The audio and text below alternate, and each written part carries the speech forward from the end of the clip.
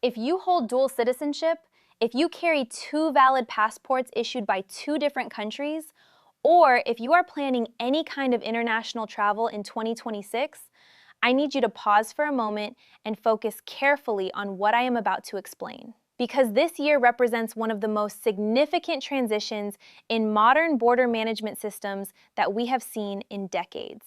The United States, the European Union, and the United Kingdom are all expanding, upgrading, and tightening their border control technology.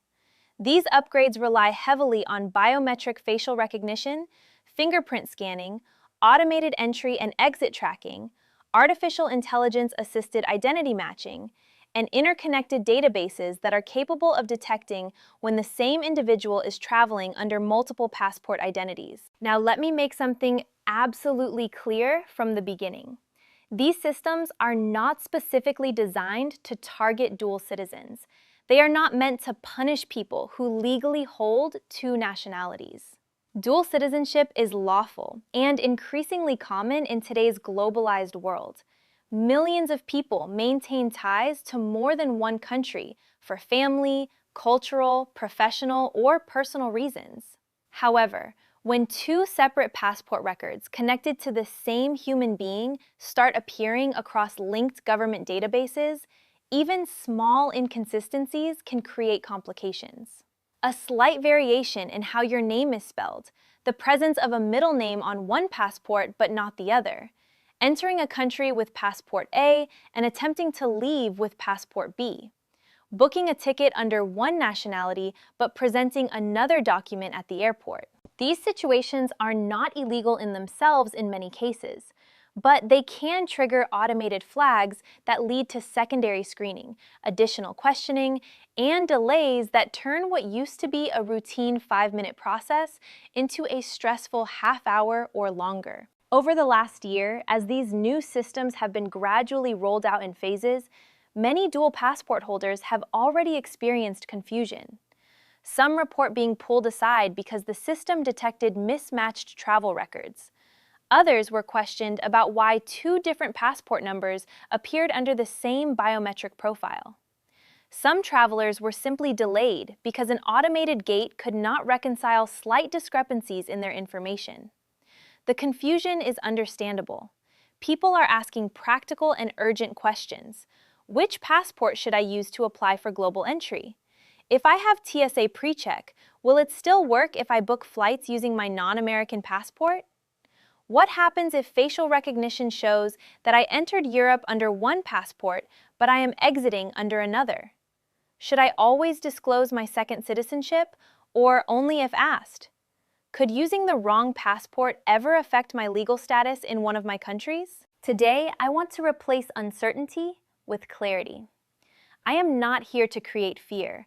I am here to explain how these systems actually work, why they exist, and how you, as a dual citizen, can navigate them confidently and legally. By the time you finish reading this, you will understand the major changes happening in the United States, the European Union, and the United Kingdom. You will understand how trusted traveler programs like Global Entry and TSA PreCheck function when you hold multiple passports. And you will have a clear set of practical strategies that you can apply immediately to ensure smooth international travel throughout 2026 and beyond. Take a breath. We are going to walk through this carefully and calmly. Hello everyone, I am Immigration Alert Center, and this platform is dedicated to explaining United States immigration rules, international travel regulations, and border control policies in straightforward language without complicated legal jargon or unnecessary alarm. I know that dual citizenship is a beautiful privilege. It allows you to belong to more than one nation. It gives you flexibility in where you live, work, study, and travel. But I also know that it can create logistical uncertainty at borders. Standing in line at passport control with two documents in your bag can raise a simple but important question. Which one should I use right now? Let us begin with the United States. In recent years, the Department of Homeland Security has dramatically expanded biometric processing at ports of entry. Facial recognition cameras are now standard at most major international airports for both arrivals and departures. For non-United States citizens, biometric verification is generally mandatory. A photograph is taken at the gate or kiosk and instantly compared to the passport photo, visa records, and previous travel history stored in government databases. Within seconds, the system confirms identity. For United States citizens, facial recognition has become the default in many airports, even where technically optional. Each time you enter or leave the country, that movement is digitally recorded and associated with the passport presented. Here is the crucial legal point. Under United States law, American citizens are required to enter and depart the United States using a valid United States passport. This rule has existed for many years, but biometric exit tracking now makes enforcement more precise. If you are a dual United States citizen and you enter the country using your American passport but attempt to depart using your second passport, the biometric system may detect that your face matches an existing entry record under a different passport number. This can prompt questions from Customs and Border Protection officers. It does not automatically mean you have committed a crime, but it creates an inconsistency in the travel record that officers are trained to clarify. Now let us move to Europe. The Schengen area, consisting of 29 European countries, is implementing the entry-exit system, often referred to as EES. This is a centralized biometric database designed to record the movements of non-European Union citizens entering and leaving the Schengen zone. Under this system, when a non-EU traveler first enters after full implementation, fingerprints and a facial image are collected and stored. Future crossings use automated kiosks that scan the passport and verify identity using facial recognition. Passport stamps are being replaced by digital records. If you hold citizenship in an EU country and also hold another nationality, you may use your EU passport to enter and exit through citizen lanes, bypassing EES registration entirely. However, if you choose to use your non-EU passport instead, you will be processed as a third country national and enrolled in the biometric system. If at a later date you travel under your EU passport, your biometric data may still link the identities internally, even though you are using different documents. The system's goal is not to penalize dual citizens, but to maintain accurate movement records. Now, let us address the United Kingdom. For dual British citizens, the rule is extremely straightforward.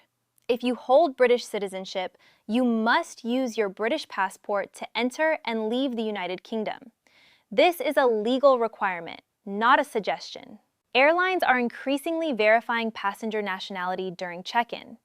If they identify that you are a British citizen attempting to travel to the UK using a foreign passport, they may refuse boarding. At the border, presenting a non-British passport while holding British nationality can result in delays and questioning until your status is clarified. The safest and simplest approach is clear. If you are British, travel to and from the UK using your British passport. Now let us discuss trusted traveler programs, because this is where confusion often increases. Global Entry is a United States Customs and Border Protection program that allows expedited clearance for pre-approved travelers entering the United States. If you are a United States citizen with dual nationality, you are absolutely eligible to apply. You apply using your United States passport and must disclose all other citizenships during the application process. During your interview, you should bring all valid passports. Both passport numbers should be added to your trusted traveler profile. However, when using a global entry kiosk upon arrival in the United States, you must scan your United States passport. The system is designed to process you as an American citizen. Your second passport is listed in your profile to ensure transparency and reduce confusion if officers see travel records associated with another document. TSA PreCheck functions differently. TSA PreCheck is related to airport security screening within the United States, not immigration control. It is linked to your known traveler number and your personal identity rather than strictly to one passport number. When booking flights, you may enter your known traveler number regardless of which passport you use for the reservation, as long as your name and date of birth match your trusted traveler record. If the airline successfully matches your information, your boarding pass will indicate pre-check eligibility. At security, you present valid identification and proceed through the expedited lane. Now let me give you practical principles to follow as a dual passport holder in 2026. Always use the passport legally required by the country you are entering or exiting. If you are an American citizen, use your American passport for United States travel. If you are a British citizen, use your British passport for UK travel. When entering your other country of citizenship, use that country's passport whenever possible. It is usually faster and avoids visa requirements. Avoid presenting both passports simultaneously unless specifically asked. When approaching a border officer or airline agent, confidently present the correct passport for that transaction.